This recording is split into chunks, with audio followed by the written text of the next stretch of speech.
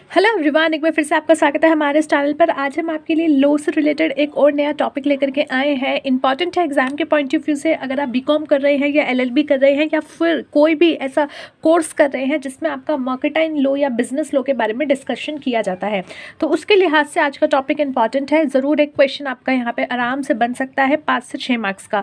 या तो सीधा सीधा शॉर्ट नोट लिखने के लिए आ सकता है कि आप शॉर्ट नोट लिखिए और बताइए कि आपका जो है ये क्या होता है, या फिर आपसे जो है एक लॉन्ग फिच क्वेश्चन पूछा जा सकता है जिसमें इसके बारे में डिस्कस किया जाएगा। सो आज का टॉपिक क्या है? आज का टॉपिक है डिस्चार्ज ऑफ कॉन्ट्रैक्ट। कि कॉन्ट्रैक्ट जो आप किया हुआ होता है आप उससे कैसे डिस्चार्ज हो जाते हो।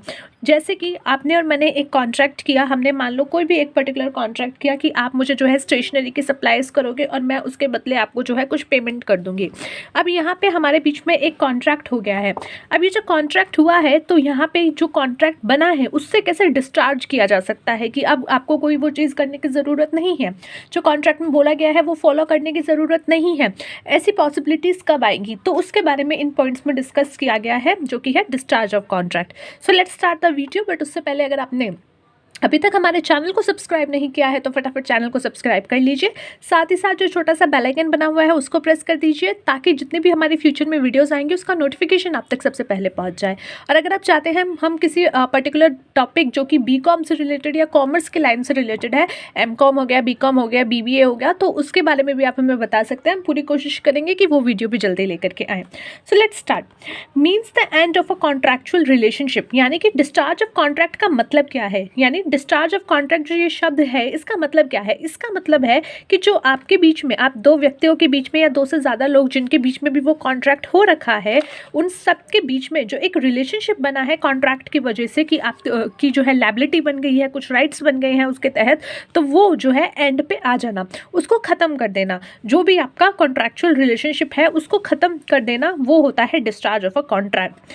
Discharge of contract take place in following circumstances. अब कई सारे ऐसे सर्कमस्टेंसेस, परिस्थितियाँ और ऐसे सिचुएशंस हैं जिनके तहत, जिनकी वजह से डिस्चार्ज ऑफ कॉन्ट्रैक्ट हो जाता है। यानी कि जो कॉन्ट्रैक्चुअल रिलेशनशिप आप लोगों के बीच में बना हुआ है उस कॉन्ट्रैक्ट की वजह से वो एक एंड पे आ जाता है। पहली चीज़, बाय परफॉर्मेंस। बाय परफॉर्मेंस यानी कि if parties to a contract perform their respective obligation, their contractual relationship comes to an and.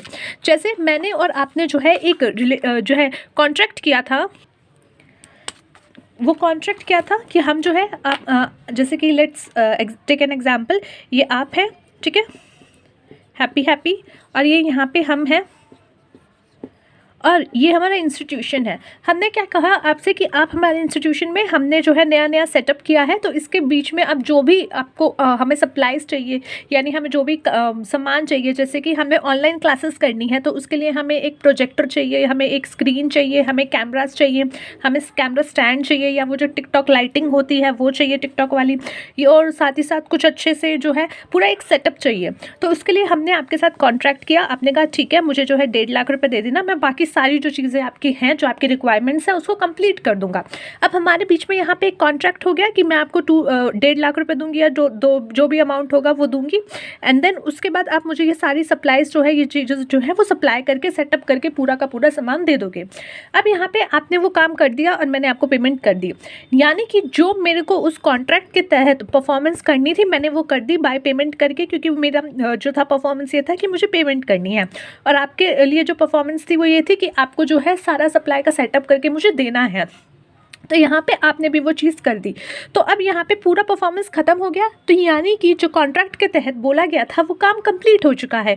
तो ऑब्वियसली जो सबसे पहला तरीका है जिसके अंदर आपका कॉन्ट्रैक्ट डिस्चार्ज हो जाता है, ख़त्म हो जाता है, एंड हो जाता है, वो यही है कि जो भी परफॉर्मेंस आपने बोली थी वो आपने कंप्लीट कर दी है। So the first and very main point जो है दैट इज़ योर परफॉर्मेंस। यानी कि बाय परफॉर्मेंस आप क्या कर सकते हो, अपने कॉन्ट्रैक्ट को डिस्चार्ज कर सकते हो। Now let's come to the point second, that is by mutual consent. अब देखो, आपने कहा कि ठीक है हम आपको जो है सप्लाईज कर देंगे, मैंने कहा ठीक है मैं आपको पेमेंट कर दूंगी। अब ऐसी कुछ सिचुएशंस आ गई कि मुझे लगता है कि यार अब मुझे ये कॉन्ट्रैक्ट नहीं करना, मुझे कैरी ऑन नहीं करना, मुझे ये सप्लाईज नहीं चाहिए, ठीक है, और आप भी जो हो एक समझदार इंसान हो, हम दोनों ने म्यूचुअली बैठे और हमने कहा कि यार देखो this is not working any more, हमें ये चीज़, ये जो हमारे बीच में है, इसको यहीं ख़त्म कर देना चाहिए. So if parties to a contract perform since a contract is made by an agreement between two parties, जैसे कि दो लोगों के बीच में एक अग्रीमेंट होता है तभी वो कॉन्ट्रैक्ट बनता है, और उस कॉन्ट्रैक्ट के बीच में जब वो अग्रीमेंट हो रहा होता है, कॉन्ट्रैक्ट हो रहा होता है, तो दोनों की सहमति जिस तरीके से होती है, वैसे ही अगर वो फ्यूचर में जाकर के ये बात पे सहमति ले आते हैं कि हमें अब इस कॉन्ट्रैक्ट को आगे कैरी ऑन नहीं करना है और इसको हम ख़त्म कर देते हैं, तो यहाँ पे क्या है, दैट इज़ ऑल्सो अ वे जिसके तहत आप अपने कॉन्ट्रैक्ट को डिस्चार्ज कर सकते हो, अपने कॉन्ट्रैक्ट को ख़त्म कर सकते हो. कौन सा तरीका? बाय म्यूचुअल कंसेंट, जहाँ दोनों पार्टीज बात पे डिसाइड हो जाती हैं, जो है अग्री कर जाती हैं कि अब हम इस कॉन्ट्रैक्ट को आगे कैरी ऑन नहीं कर रहे हैं. So the second point is your the by mutual consent, since the contract is made by an agreement between two parties, the parties may agree to put an end to their relationship. यानी जब उन्होंने किया था तो वो अपनी सहमति से था, अब जब वो एंड हो रहा है तो वहाँ पे भी दोनों की सहमति होनी चाहिए. The next point is your by waiver, यानी waiver occurs when a party to a contract gives up his rights under a contract. Waiver may be express or implied in the conduct of the party waiving his right. Waiving यानी कि एक तरीके से होता है छोड़ देना, ठीक है, यानी कि आपने कहा कि आपने मुझे जितनी भी सप्लाई करनी थी आपने कर दी और मैंने आपको पेमेंट नहीं दी, मैं बहुत ही ख़राब इंसान हूँ, मैंने पेमेंट नहीं की, या फिर मैंने आपको आधी पेमेंट दी. अब इस सिचुएशन में क्या है, आपको पता है यार अब इस इंसान से लड़ झगड़ के फ़ायदा तो है नहीं, ठीक है, आपने कहा कि यार चल छोड़, कोई बात नहीं, ठीक है, लॉस हुआ, ठीक है, मैं ऊपर वाले की मर्ज़ी समझ के इसको छोड़ देता हूँ. तो जहाँ पे एक व्यक्ति अपना जो राइट है उसको गिव अप कर देता है, कि छोड़ देता है, कहता है कि चल ठीक है, तू नहीं कर रहा मत कर, मैंने करना था अपना काम मैंने कर दिया कॉन्ट्रैक्ट के तहत, तुझे नहीं करना मत कर, मैं अब इसको आगे कैरी ऑन नहीं कर सकता कि भाई पछड़े में पढ़ूँ, तेरे पीछे पीछे जाऊँ या फिर कोर्ट तक लेकर के जाऊँ, मुझे ये सब चीज़ें नहीं करनी है. तो मैं क्या कर रहा हूँ, मैं अब अपना जो मेरा हक है उसको छोड़ रहा हूँ. तो ये तरीका भी होता है जिसके तहत डिस्चार्ज ऑफ कॉन्ट्रैक्ट हो जाता है, जहाँ पे अदर पार्टी क्या करती है, वो अग्री कर जाती है कि मेरा जो हिस्सा था या जो मेरा राइट था मैं उसको छोड़ता हूँ, मुझे कुछ नहीं चाहिए, राम के नाम पे मैं आराम से बैठा हुआ हूँ, भगवान मेरा भला करेगा. तो ये सिचुएशन बन सकती है जहाँ पे एक पार्टी अपना राइट जो है छोड़ दे, और ये जो राइट वो छोड़ रहा है जो व्यक्ति, वो इसको जो है लिख करके भी बता सकता है, एक्सप्रेस भी कर सकता है, या इम्प्लाइड तरीके से भी जो है दूसरी पार्टी को बता सकता है. Next one is by novation. Novation क्या होता है, ये इस आपको 3 पॉइंट्स में समझ में आएगा. नोवेशन को 3 पार्ट्स में बांटा गया है. The parties to a contract may agree to substitute a new contract in the place of the subsisting contract. Subsisting contract is discharge. क्या बोला गया कि देखो, जैसे कि आपके और मेरे बीच में पहले एक कॉन्ट्रैक्ट हुआ था कि ये मेरा इंस्टीट्यूशन है और आप मुझे क्या करोगे, पहले जो सिर्फ कैमरा वगैरह सब सप्लाई करोगे, ठीक है, ये मैं हूँ, ये आप हो, और ये हमारा कॉन्ट्रैक्ट है.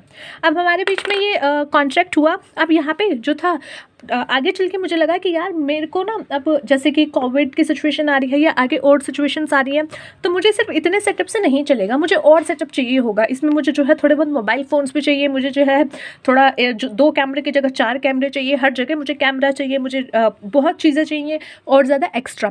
तो मैं आपके पास आई, मैंने कहा कि देखो यार मेरे को ना और चीज़ें इसमें चाहिए, तो हम दूसरा कॉन्ट्रैक्ट बना लेते हैं जिसमें हम इन सप्लाइज़ की जगह दूसरी सप्लाइज़ रखेंगे, या फिर इससे थोड़ी कम सप्लाइज़ हो या ज़्यादा सप्लाइज़ हो, या फिर जो मॉडल्स वगैरह मैंने बताई है उसके अलावा कुछ और हो. तो यहाँ पे क्या हुआ कि एक नया कॉन्ट्रैक्ट बन गया, एक नया कॉन्ट्रैक्ट बन गया. तो जहाँ पे नया कॉन्ट्रैक्ट बन गया वहाँ पे जो पुराना कॉन्ट्रैक्ट था वो ऑलरेडी अपने आप डिस्चार्ज हो गया. यानी कि बाय नोवेशन, यानी कि जहाँ पे पहला तरीका क्या हो गया कि जहाँ पे आप एक नया कॉन्ट्रैक्ट बना लेते हो, जहाँ एक नया कॉन्ट्रैक्ट बना लेते हो वहाँ एक पुराना कॉन्ट्रैक्ट जो आपका पहले से चल रहा था उसको डिस्चार्ज कर दिया जाता है, वो डिस्चार्ज हो जाता है. अब आप उस पर काम ना करके अपने नए कॉन्ट्रैक्ट पे काम करोगे. तो this is the first way जो कि है आपका बाय नोवेशन में. The second one is your a party to a contract may agree to take a lesser sum for a larger sum. The contract for the larger sum comes to an end. This is in effect a variation in terms of contract. देखो हमारे बीच में पहले contract हुआ था 1.5 लाख का. अब आपसे मैंने थोड़ा जो है मोल भाव किया. इस कॉन्ट्रैक्ट होने के बाद मैंने कहा कि यार देखो ना, एजुकेशन इंडस्ट्री बहुत ख़राब हो रही है, ये हो रही है, वो हो रही है, बच्चे पढ़ नहीं रहे, स्कूल कॉलेज बंद है, तो मेरी सेल नहीं हो रही, मेरा काम नहीं बन रहा, तो आप थोड़ा सा चार्ज कम करो. तो आपने कहा चलो ठीक है, कोई बात नहीं, जैसे तुमको ठीक लगता है, ठीक है, भाई बंधु हैं हम लोग, चलो हम ये जो है ये काम कर लेते हैं। तो पहले जहाँ पे हम 1.5 लाख के अमाउंट पे अग्री हुए थे, वहाँ हमने क्या किया, 145 पे अग्री हुए हैं। तो यानी कि यहाँ पे जो है एक वेरिएशन आ गया है, एक चेंज आ गया है। वेरिएशन आ गया है किस चीज़ में, अमाउंट में वेरिएशन आ गया है। तो इस सिचुएशन पे जो पुराना अमाउंट था, उस पुराने अमाउंट पे लेकर के जो कॉन्ट्रैक्ट था वो ख़त्म हो जाएगा। और जो वेरिएशन किस वजह से हुआ है, बिकॉज ये वेरिएशन हुआ है, चेंज हुआ है। वेरिएशन हुआ है किसमें, एक अमाउंट में या किसी जो है अमाउंट क्या में जो भी चेंजेस हुआ है, वो वेरिएशन के कारण आपका पुराना जो अमाउंट था, जो ज़्यादा का अमाउंट था, वो आपका डिस्चार्ज हो गया। उसके तहत ये जो है बाय नोवेशन में डाल दिया गया। The third one is your one of the parties may agree to take the obligation from another. This requires the concurrence of all the three parties. अब ये बात क्या कहती है, मान लो कहीं पे इस सिचुएशन में आपके 2 से ज़्यादा आपके जो है पार्टीज़ हैं, जहाँ पे अभी हम सिर्फ 2 लोगों की बात कर रहे थे, अभी 2 से ज़्यादा हम इस सिचुएशन को देख के लेंगे। तो 2 से ज़्यादा जहाँ पार्टीज़ हैं, वहाँ पे जो है फॉर एग्जांपल 3 पार्टीज़ हैं, 3 पार्टीज़ हैं। तो 3 पार्टीज़ में क्या हुआ कि 3 पार्टीज़ में से एक पार्टी की कुछ ऑब्लिगेशंस थी कि उसको वो काम करना है, बट जो दूसरा पर्सन है, यानी उन्हीं तीनों में से जो दूसरा पर्सन है, वो कहता है कि चल जो तेरी ऑब्लिगेशन है तो वो मैं कर देता हूँ, ठीक है। यहाँ पे क्या है, आपकी कोई ऑब्लिगेशन है, वो दूसरा पर्सन जो है, यानी कि तीनों पार्टीज में से कोई दूसरा पर्सन ले रहा है।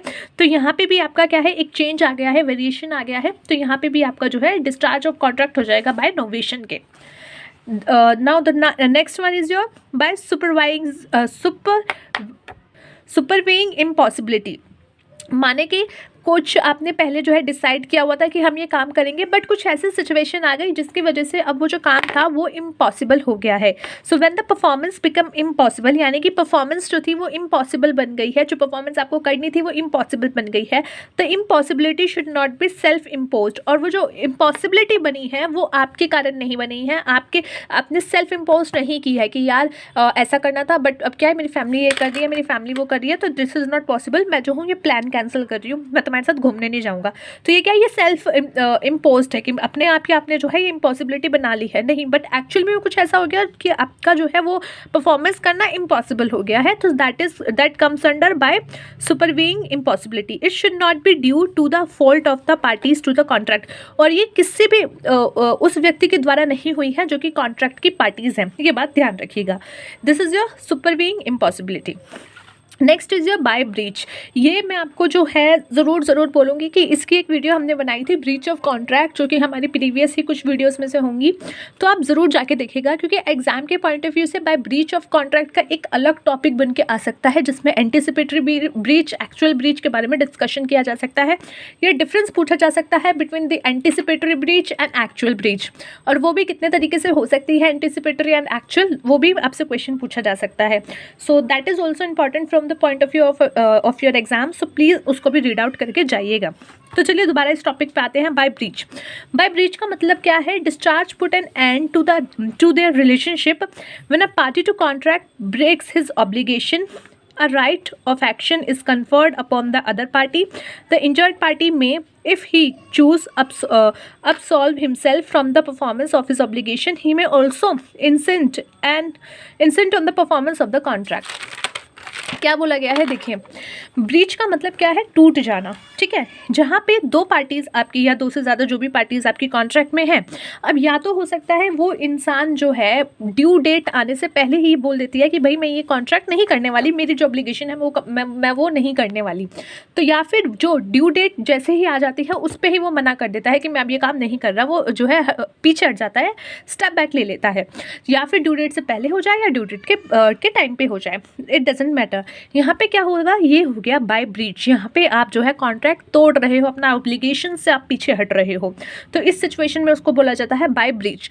और वहीं पे अगर वो ड्यू डेट से पहले होता है, so that is your anticipatory breach, and when it comes on the date of, जब आपको वो परफॉर्मेंस करनी है, that is your actual breach, जो कि हमने पूरा डिटेल में डिस्कस किया है।